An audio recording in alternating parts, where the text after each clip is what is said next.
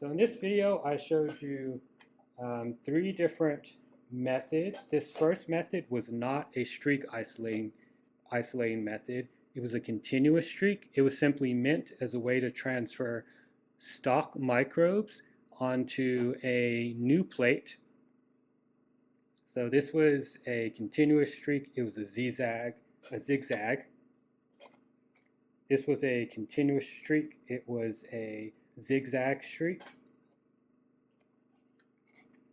This one was the T method. I started across here from my first part of my T, then I made my second part and then my third part, sterilizing in between. So just 3 sections in the T streak. And in this one, for the quadrant streak, there were 4 sections.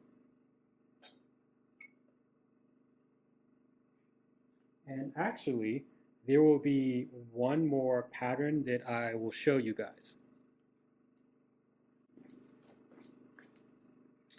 All right, I got with me another empty Petri dish. So again, imagine this was filled with agar, and I'm drawing my pattern with a Sharpie because it's easier to visualize these dark lines than if I showed you with my actual inoculating loop on real agar.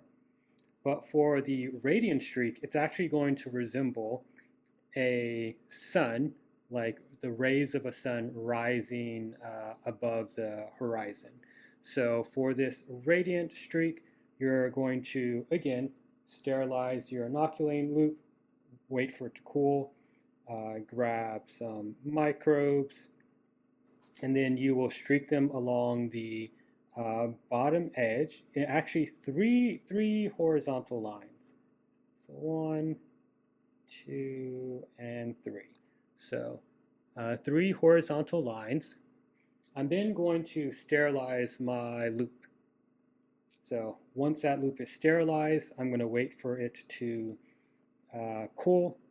And then I'm going to make between 6 and 7 vertical lines coming across. So I'm going to start in that first section and I'm going to streak out.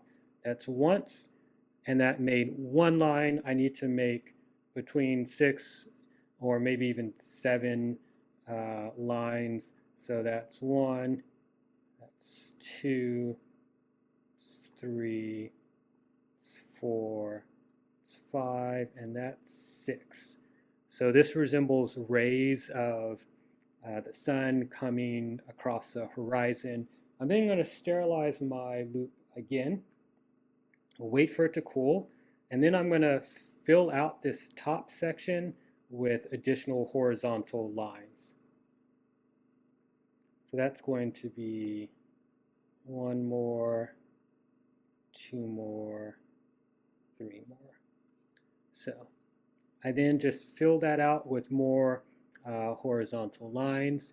I would then, all of these I would incubate for 24 hours or so, depending upon the specific microbe, and then examine the growth pattern after that.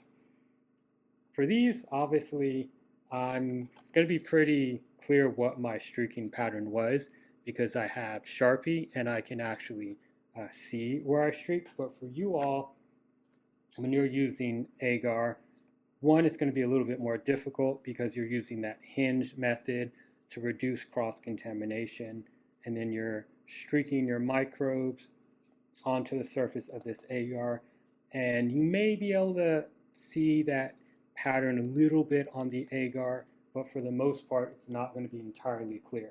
So the first time you do these methods, like for the continuous streak, you may just want to draw a line here representing the halfway point, so you know to streak to the middle, twist, then streak in a zigzag to that middle again.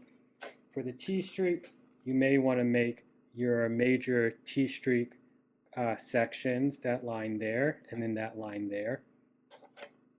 Quadrant streak, it's a little bit tricky to make your 4 sections, but for the first time you're doing it, you can divide your plate into 4 equal sections. And then for the radiant streak, It's less confusing as far as because it's not using dedicated quadrants or anything like that. But you just want to make sure you remember which way is your bottom versus which way is your top.